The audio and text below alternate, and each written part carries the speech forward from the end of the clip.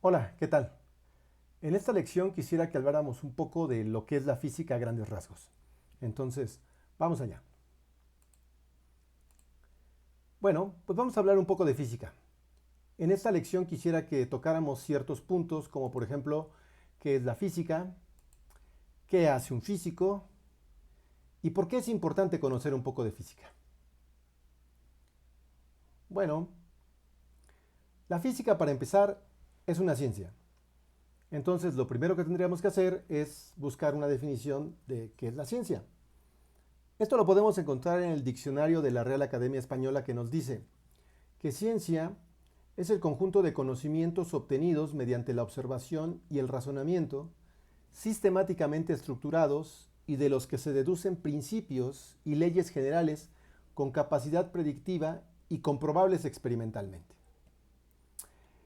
Bueno, vayamos un poco más. Revisando Wikipedia, esta Wikipedia, esta página nos dice que la física es la ciencia natural que estudia las componentes fundamentales del universo, la materia y la energía, el espacio y el tiempo y las interacciones fundamentales. La física es una ciencia básica estrechamente vinculada con las matemáticas y con la lógica en la formulación y cuantificación de sus principios. Esto es a grandes rasgos, según lo que dice Wikipedia y de la definición del diccionario de la Real Academia Española, lo que es la física. Pero a mí me gustaría agregar unos detalles más. Yo agregaría que la física además es una ciencia basada en el experimento. Esto es muy importante.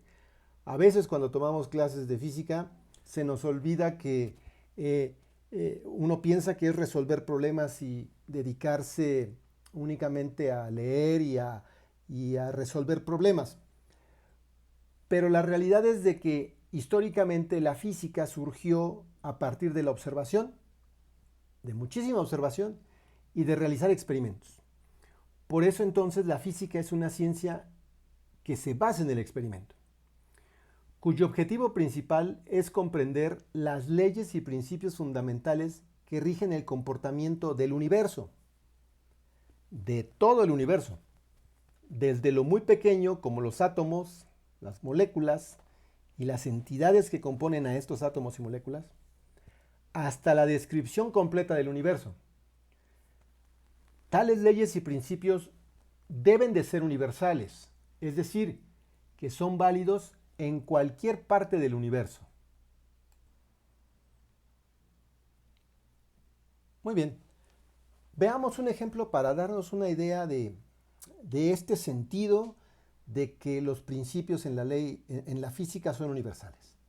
Y para ello vamos a revisar un poco el principio de conservación de la energía. El principio de la conservación de la energía es una idea, un principio que ya todos conocemos o tenemos una idea y que está más o menos planteado mediante este enunciado. La energía no se crea ni se destruye, solamente se transforma. Esto es a grandes rasgos la idea de lo que es el principio de conservación de la energía. A mí en lo particular me gusta más pensarla como bajo esta idea. La energía total en un sistema se mantiene constante. Entonces surge la pregunta, ¿dónde y cuándo es válido este principio? Vamos a ver. Veamos un ejemplo muy sencillo. Una pelota rodando en un pequeño pozo. Entonces, aquí el óvalo que ustedes pueden ver con línea punteada es lo que yo he delimitado como mi sistema.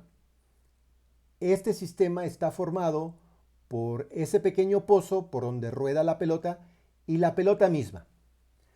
Todo lo que está dentro de esta línea punteada, este óvalo, es lo que yo distingo, yo reconozco como mi sistema, lo que quiero analizar.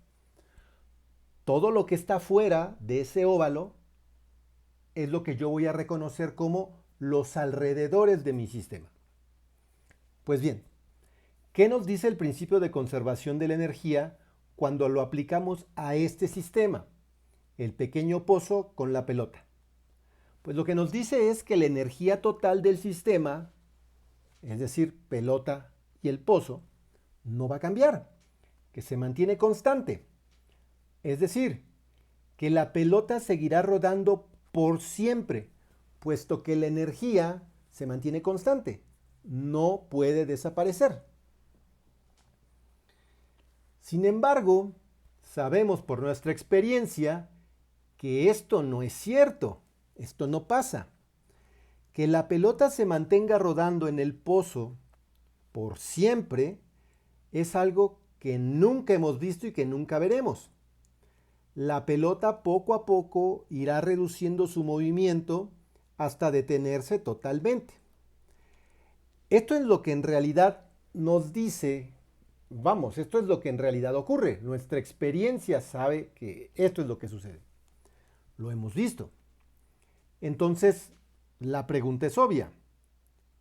¿Esto contradice el principio de conservación de la energía? ¿Es falso el principio de conservación de la energía? ¿La energía total se está perdiendo, está desapareciendo? Pues la respuesta es un rotundo no. El principio de conservación de la energía es verdadero, se sigue manteniendo como cierto. La energía se está conservando.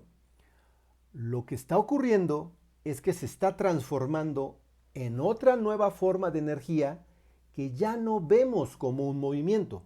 Es decir, como lo denota ahí la flecha rosa, se está saliendo energía de nuestro sistema. Se está transformando en algo, la energía de movimiento de la pelota se está transformando en algo que se está usando para vencer las fuerzas de fricción, el rozamiento que existe entre la pelota y el pequeño pozo, que existe cuando la pelota se mueve. En otras palabras, la energía se está transformando en una nueva forma de energía, en otra forma de energía que no está asociada a un movimiento, sino sale en forma de calor. Sale de mi sistema esa energía en forma de calor. Pero la energía como tal se sigue conservando. Solamente se está transformando en otra forma de energía que ya no aprecio yo como un movimiento de la pelota. Bueno, pero no es lo único que puede pasar. También puede ocurrir que en algún instante del movimiento de la pelota que está rodando en el pozo, entre energía al sistema de alguna forma. Por ejemplo, que algo o alguien golpee la pelota y le brinde cierto impulso. Entonces, muy probablemente la pelota aumentará su movimiento, incluso saliendo del pozo. Es obvio que no se creó energía para conseguir que la pelota lograra escapar del pozo. De algún lado tuvo que salir esa energía, esa nueva energía. Lo que en realidad está pasando es que entró energía a mi sistema de cierta forma. Esa forma de energía es lo que golpeó a la pelota. La pelota absorbió esa energía y aumentó su energía propia. Entonces, la energía de mi sistema se incrementó, pero se incrementó porque entró energía a mi sistema. Si hacemos un balance donde sumamos la energía que entró al sistema con la energía que tenía el sistema pelota y el pozo inicialmente, el resultado nos dará la energía total de la pelota cuando ya sale del pozo. Es decir, nuestra energía se conserva. Y este principio de conservación de la energía, que lo hemos visto a grandes rasgos, obviamente hay toda una desglose matemático alrededor de esto, que no me interesa desarrollar aquí, obviamente no es de mi interés, pero este principio de conservación es válido en cualquier parte del universo. Esta es la parte esencial de la física. Este principio de conservación no solamente me sirve para describir esta pelota que está rodando en el pozo, sino también me sirve para describir algo tan complicado como la Tierra girando alrededor del Sol. Por ejemplo, hay una anécdota muy curiosa, es parte de la historia del desarrollo científico de la física, que ocurrió hace ya muchos años. Y creo que nos va a ayudar para que quede claro esta noción del principio de conservación de la energía y por qué creemos en él. Pues bien, hace muchos años los astrónomos conocían desde hace muchos años el movimiento de traslación de la Tierra alrededor del Sol. Y debido a muchísimas mediciones astronómicas que se hicieron durante cientos de años, ya conocían perfectamente la trayectoria de la Tierra alrededor del Sol. Y se habían dado cuenta que este movimiento no cambia. Sin embargo, en ciertos años, en ciertos registros, existían ciertas mediciones que mostraban evidencia de una alteración al movimiento normal de la Tierra. Es decir, existían pequeñas desviaciones del movimiento de la Tierra. Había que buscar alguna explicación a este fenómeno en las leyes de la física, y una de las primeras cosas que se analizó fue verificar si la energía total de la Tierra cambiaba. Si existía un cambio, entonces eso significaba que muy probablemente algo interactuaba con la Tierra. Y ocurrió que era verdad. Estas ligeras anomalías en el movimiento de la Tierra surgen cuando otros planetas están demasiado cerca de la trayectoria terrestre. Ojo con lo que quiero decir con demasiado cerca, miles y miles de kilómetros entre la Tierra y ese planeta. Es decir, la presencia de los otros planetas inyectaba energía a la propia Tierra, lo que hacía que su movimiento se modificara. La propia Luna influye en el movimiento de la Tierra. Así entonces, aplicando la conservación de la energía y otras leyes esenciales de la física, uno puede entender y resolver cuestiones de la naturaleza, buscando su explicación.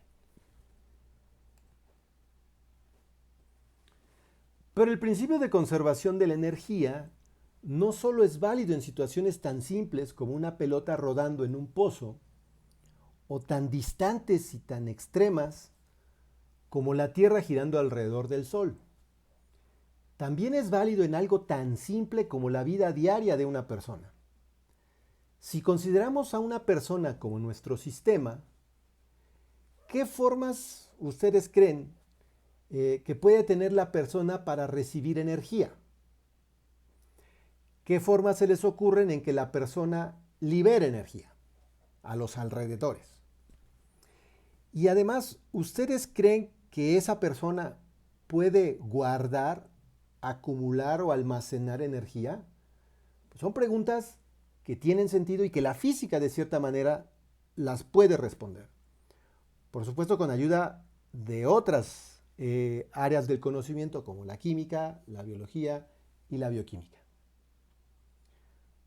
Bueno, una vez revisado esta noción de que los principios de la física deben de ser universales, aquí en la charla que acabo de tener solamente les platiqué acerca del principio de conservación de la energía. Pero recuerden, todas las leyes de la física son universales. Todas. Las 3 leyes de Newton se cumplen aquí en la Tierra y en cualquier lugar del universo. Si hubiera una civilización por ahí distante en algún rincón del universo, ellos tendrían su versión de las leyes de Newton, pero refiriéndose a una descripción exactamente igual de los fenómenos. Ahora vamos a platicar un poco de qué es lo que hace un físico. Bueno, un físico, de lo que yo les voy a hablar, es una opinión personal. Yo voy a platicarles acerca desde mi punto de vista de lo que hace un físico, de cómo trabaja un físico. Entonces, pues les puedo contar que alguien que estudió una carrera como físico puede trabajar tanto en empresas privadas o públicas, desarrollando ciencia y haciendo trabajo científico. Al trabajar en empresas, con frecuencia se enfrenta a resolver problemas físicos como el modelado de fenómenos y cierta solución de problemas incluso matemáticos que tienen que ver con problemas de logística, de análisis de datos o incluso dentro de la propia industria científica en el diseño de equipo técnico y también colaborando en la solución de problemas de ingeniería. Por otro lado, si el físico se dedicó al trabajo científico, pues muy probablemente tuvo que realizar estudios de posgrado. Quizás después de haber terminado una carrera como por ejemplo física o alguna ingeniería en materiales, es posible que si ese recién egresado decide hacer una carrera científica, es muy probable que tenga que realizar estudios de posgrado, alguna maestría o un doctorado en ciencias. Y para ello tendrá que colaborar directamente con grupos de investigación multidisciplinaria, con grupos multinacionales, realizando investigación científica, desarrollando nuevas teorías, buscando futuras aplicaciones a nuevos descubrimientos. En general les puedo contar que independientemente del sector al que se hayan dedicado los físicos, un trabajo más en la industria o un trabajo más a nivel académico haciendo ciencia, la gran mayoría de ellos también trabaja en la enseñanza. Es como parte de la chamba. Hay problemas que siempre van a quedar por resolver y hay que generar a las nuevas generaciones que los van a resolver. Muchos de estas personas, de estos físicos, científicos, trabajan en grupos inter y multidisciplinarios precisamente por la necesidad de resolver problemas cada vez más complejos.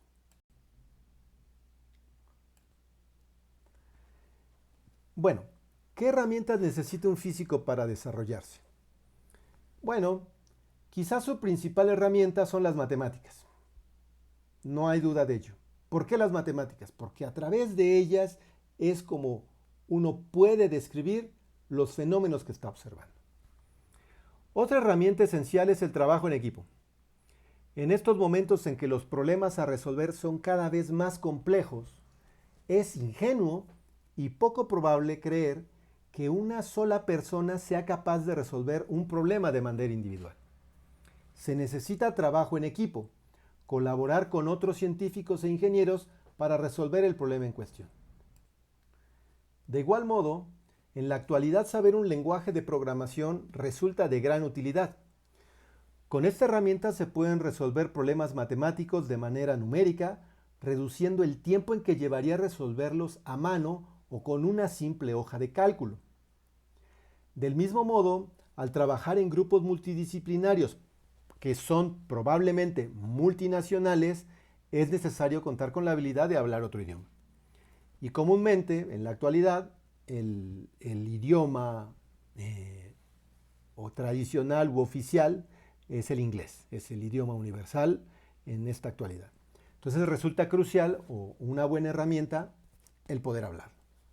Obviamente esta habilidad del idioma no es exclusiva de los físicos o de la gente que hace ciencia, sino obviamente toda la gente, todas las actividades humanas, será una habilidad que sea muy útil para todos. Otra habilidad que, necesaria en la gente que se dedica a la ciencia es el pensamiento sistemático y lógico.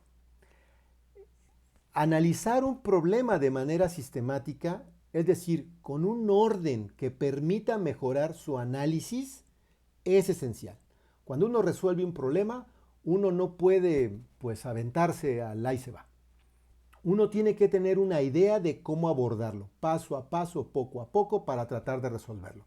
Pero insisto, esa tarea de resolver un problema de manera sistemática no es exclusiva de la gente que hace ciencia. Todos en nuestras actividades lo hacemos. Es decir, esta manera sistemática de indagar un problema debe basarse además en el pensamiento lógico. Y finalmente, otra habilidad que debe tener todo físico y los científicos es aquella capacidad de comprender el vínculo entre el experimento y la teoría. Un vínculo necesario para comprender precisamente ese fenómeno natural.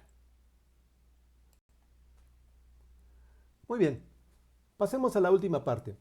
¿Por qué es importante conocer un poco de física? ¿Por qué es que hay que llevar irremediablemente en algún momento de nuestros estudios básicos alguna sesión, algunas clases de física. Bueno, pues esta será mi opinión. Hay varios ejes con los que hay que trabajar durante nuestra formación. Ah, pues existe la culminación, una de las razones para estudiar física es que es parte de la culminación del ciclo de educación obligatoria. Y es porque todos los planes de estudio de nivel medio superior incluyen estudios en ciencias naturales, pero son todos a nivel mundial. Como parte de un proyecto en la formación de ciudadanía globalizada, la gran mayoría de los países incluyen sus programas de estudio de nivel básico áreas de ciencias. También otra parte de las razones es que es parte de la formación propedéutica para la educación superior. Y esto es muy cierto porque muchos exámenes de admisión incluyen conocimientos básicos de física, principalmente si se va a estudiar en áreas de ciencias e ingeniería. Pero incluso si decides estudiar en áreas distintas a las de ciencias e ingeniería, y la universidad a la que tú decides estudiar tiene un examen de admisión o de selección, muy probablemente incluirán preguntas de física básica, porque es parte de la formación de los estudios previos.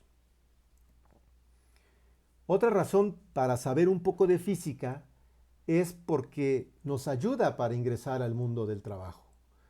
Y aunque suene un poco absurdo esto o muy alejado de la realidad, es que la física fomenta la estructura lógica del pensamiento científico, al igual que las matemáticas. Y esta estructura lógica en nuestro pensamiento de tratar de hacer las cosas paso a paso y tratar de encontrar alguna razón, es útil en cualquier profesión.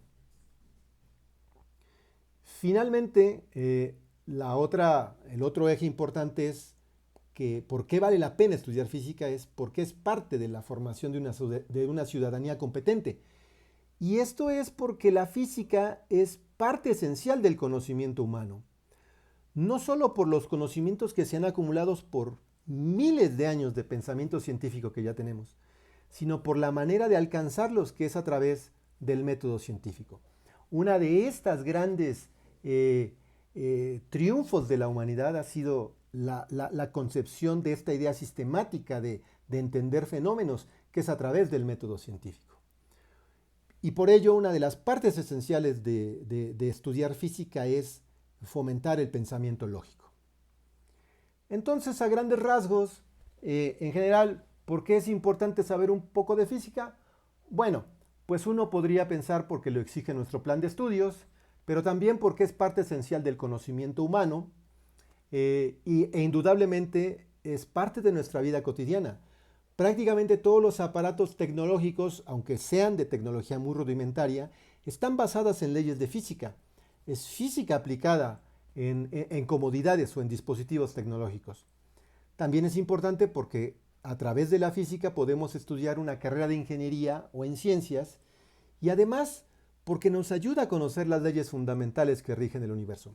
No se trata de que conozcamos todas las leyes ni que entendamos absolutamente todo, sino se trata de tener esa pizca de conocimiento. Y sobre todo la noción, y por eso es muy importante conocer un poco de física, tener esta idea de que nada es inexplicable. Todo tiene una explicación que se puede distinguir y que hay que averiguar. Y el camino para hacerlo es el método científico.